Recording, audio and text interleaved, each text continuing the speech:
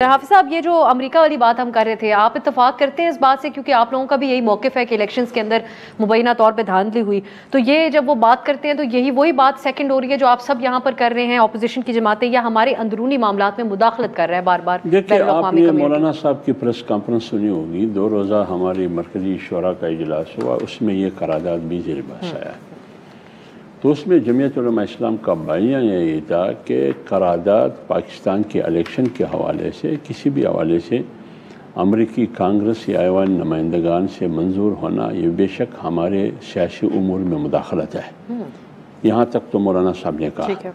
لیکن سوال یہ ہے کہ کیا یہ قرارداد جو ایوان نمائندگان نے پاس کی 8 فروری کی الیکشن کو مشکوک بنایا یا نہیں بنایا ہے؟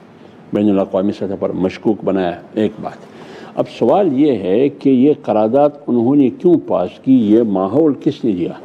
آپ کے سسٹم نے دیا۔ آپ کیوں خام خواہ ٹانگ اڑائی کرتے ہیں الیکشن میں، جس کی وجہ سے پوری دنیا آپ کو مشکوک نگاہ سے، شک کی نگاہ سے دیکھتے ہیں، اور یہ قرارداد پاس کرنے کا وہ یا مجبور ہو جاتے ہیں یا کوئی فرم؟ یہاں بات کی جاتی ہے کہ فرم ہائر کی گئی تھی پی ٹی آئی نے، ان کی لابی تھی۔ اب سوال یہ ہے کہ وہ لابی اتنی مضبوط تھی، پی ٹی آئی کی وہ لابی اتنی مضبوط تھی کہ ایک طرف ان کی لابی ہے، دوسری طرف پاکستان ریاست ہے اور حکومت، یہ دونوں ہے۔